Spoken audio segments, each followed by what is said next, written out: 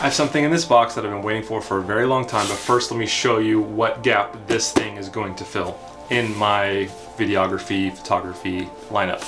Currently, I have a 24-70 G Master 2.8, which is what's on my A7 III right now.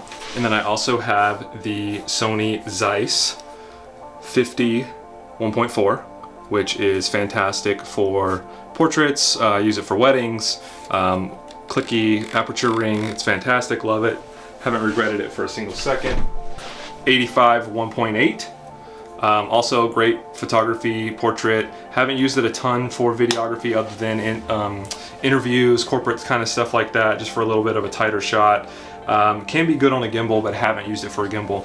The 70-200 f4, because the 2.8 is a lot more expensive, and the f4 is a fantastic lens. It's small, it's light, and it's super sharp. So what gap am I missing here? If you guessed a wide-angle lens, you're absolutely correct. I have done some shoots before where I had to rent the 16-35 G Master. It's a fantastic lens. It's just also very expensive. I maybe one day will still get that lens depending on how this lens does. I looked into the new Tamron 17-28 2.8. Tamron apparently is making some good lenses. I haven't tried the 28-70 or whatever it is because I already have the G Master 24-70. I really needed a wide-angle lens, and I heard that Sigma was releasing their mirrorless specific lens of their 14-24 2.8. It's a little bit more expensive than the Tamron 17-28. I got this one for a couple reasons. One, I wanted to go down to 14 millimeters. I like to be as wide as possible for certain things like interiors, if you're shooting at stuff outside, real estate, and being able to go all the way up to 24 is a really good range for me, especially since I have 24-70 and then 70-200. Getting a 17-28 just was kind of a weird range for me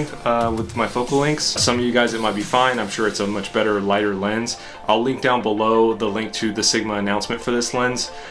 This lens, again, it was on the Canon mounts. The only other videos that I've seen about this lens are people adapting it to Sony cameras or just the 1.4 Canon cameras. I'm excited to hopefully get this out there, and maybe this will help somebody make a good purchase decision. I'm going to open this up and then go outside for a little bit and kind of maybe do a little bit of first impressions with the lens and see how it does. I'll take a couple stills, I'll do some video, and in no way is this going to be any kind of in-depth review. I just wanted to get something out there so that people can see something instead of having to read articles, because I know it's kind of tough to find content about this lens right now.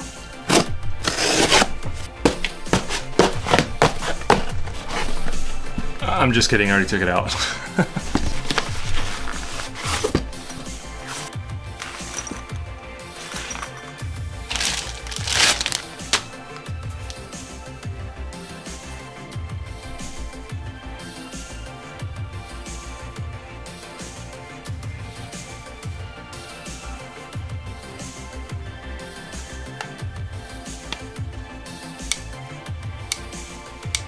Initial impressions on just holding it. I really love that it has this button on here, which is for, as we know, customizable on Sony cameras, so I'll be able to use that. I usually use that as a focus hold button, so that maybe you have somebody walking in frame and you want to make sure your focus doesn't shift from the person walking in frame back to what you're shooting at. So I just hold that down, focus stays on what I'm shooting at, let it go. That's what I use it for. If you're a photographer, sometimes I'll use that as my IAF or something like that. I like how, you know, the lens does not extend in and out whenever you zoom. It's completely internal. Really nice bulb here, so you're not going to be able to, if you don't know anything about this lens, you're not going to be able to put an ND filter here. There are some weird kits that you can get that will allow you to do that, but what they did on this one, I don't know if you can see that very well, but there's like a section here that you can put a filter in. I haven't quite figured that out yet. I guess there's something you can buy. So your NDs are gonna be able to go right in here instead of on the front like normal. I haven't quite figured that out yet. I'm gonna have to figure out what I need to buy in order to do that. It seems a little strange to have to put your ND inside, take your lens off and put your ND in there, but I guess it'll be okay. Now I'm gonna go slap this lens on my A7 III and go outside for a second and see how it looks. I'm not gonna put it on the gimbal or anything that too complicated yet. Let's just go outside, shoot a little video, shoot a little photos, and see what kind of stuff we get. Okay, 24-70 off, 14-24, Sigma on. Let's see how some autofocus is. and let's just see the general picture quality. Let's see what we got. I mean, this lens was 1,400 bucks. It better be good, right? And yep, right now I have the hold button on the side, the focus hold button on the side of the lens set to hold for, they literally focus hold. So if I press it in right now, it's not going to shift to focus. I'm going to let it go, and then now it's going to focus. I love that, especially doing handheld stuff. I'm going to walk into frame and let's see how good the autofocus is. Walking right into frame. Walking out of frame. Let's try it again at 24. Walking directly into frame at 24 millimeters. And walking out of frame. I have no idea how good it is right now. I know if I put my hand in front, that's pretty good. And I have my settings, I believe, on normal for my AF speed. Focus. Focus. That's pretty good so far. Let's see how quickly it works. Whoop. Am I in focus?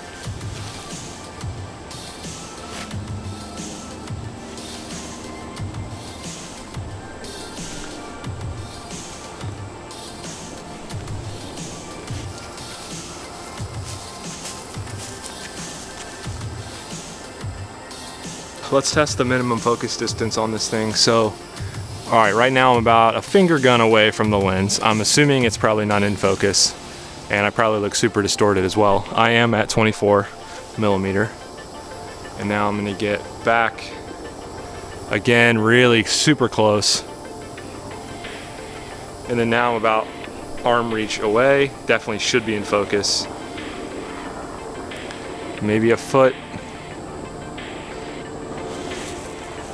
I just watched that back a little bit on the back of the camera, and it does, sorry if I'm swatting gnats, it's August in Florida. It actually looked like it was hitting focus like really close. Maybe I was moving a little too fast.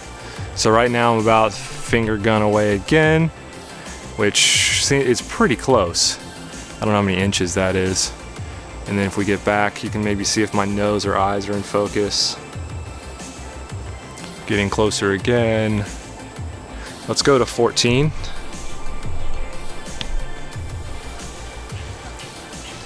All right, this is 14. Super, like my nose is almost on the lens right now. Backing away.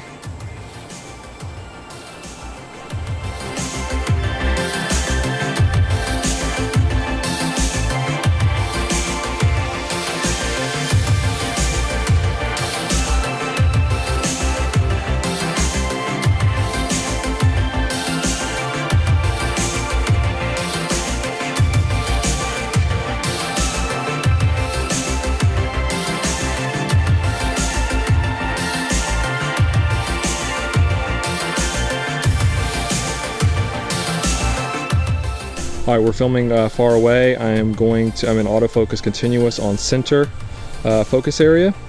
I have all my settings on standard focus area.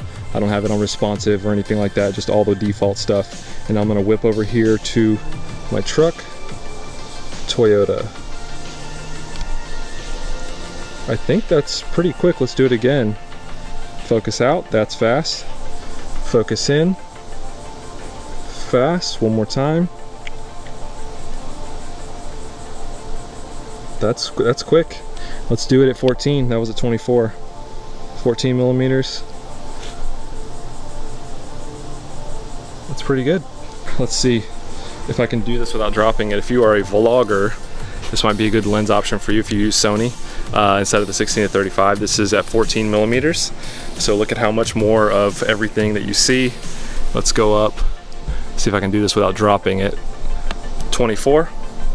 Here we are at 24. I mean, 24 is pretty good. Let's go to about 16. Okay, there's 16. So that's the start of the 16-35 focal range, obviously. All right, so here's 16, 14, 16, 16, 14. I mean, it's not a ton, but if you need it, you need it. I know that I definitely need it in certain situations, especially doing real estate and interior shoots, made some B-roll. I've done some B-roll inside of a doctor's office before, and it's tight. It's really tight in there. What I'm curious about is how this lens does with warping, how much correction I'm gonna have to do with that. So let me see if I can do a test on that really quick with my garage door. I am at 14 millimeters. We'll go wide open.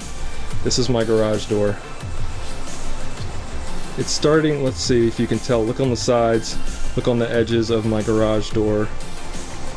I mean, from here it's looking pretty good. My garage door doesn't look too bowed at the top. I see it a little bit maybe. That's 24 right there, that's really good, no bowing or anything like that. If we go, you can see it, watch the middle. Sorry, I'm hand holding this, I should have done this on the tripod. Zoom in. Oh, let's go all the way in right there. Look at the top. So you see the bow come in a little bit of warping, but it's really not bad. I mean, that's really fixable if we get really close here. Because you real estate guys out there, you know what I'm talking about with lines. You don't want edges of countertops and kitchens and stuff like that to be bowing different ways and it looks all warped. Unless that's your thing. I have the Rokinon 14 millimeter. Actually, the autofocus just broke on that. I don't know if I mounted the lens wrong at one point. It doesn't really work anymore. That lens is like 400 bucks or something like that, or 600, I can't remember. But here I am at 14 millimeters right here. And I gotta say the distortion does not seem to be all that bad. I'm impressed so far. I'm really excited to actually get this thing out and actually start using it. If you guys let me know what you think of this lens so far, I hope I've been doing a good job of giving you something tangible to use to maybe help you make a good purchase decision. If so, let me know.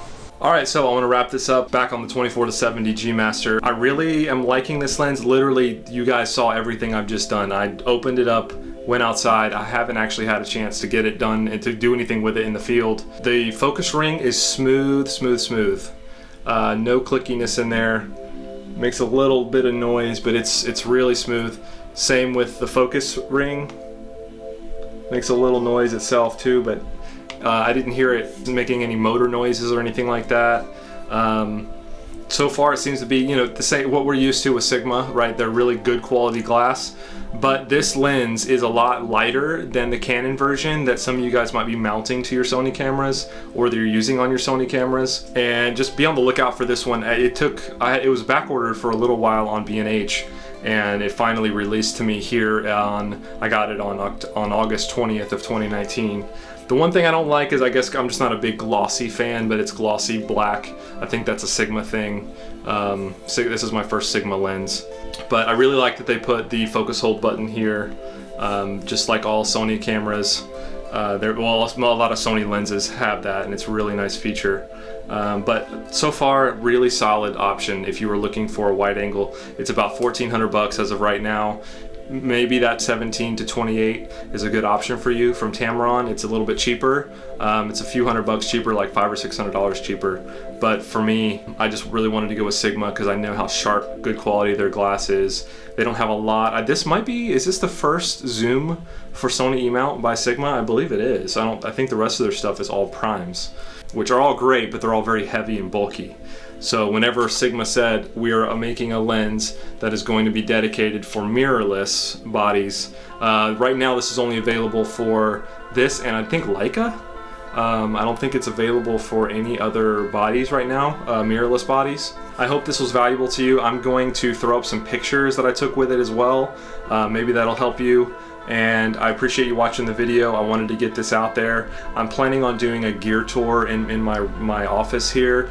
I didn't say who I was. My name is Tracy Davis. I'm a photographer and videographer in Jacksonville, Florida. A lot of people just say they're photographers and videographers, but I get paid to go out and do jobs. I do interviews, I do weddings for videography, and I do photography, headshots, things like that, you know, some portrait work.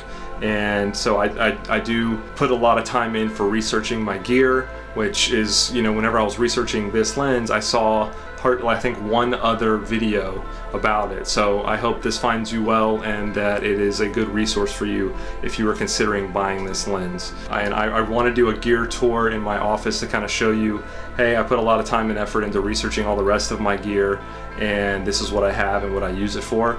That'll be a video I think I'm going to do sometime soon, so if you want to subscribe, go for it. If not, I understand. I'm a big YouTube watcher, and you know, I get tired of people asking for subscriptions all the time, but I hope I can provide value to you. So anyway, I appreciate you watching, and thanks for your time.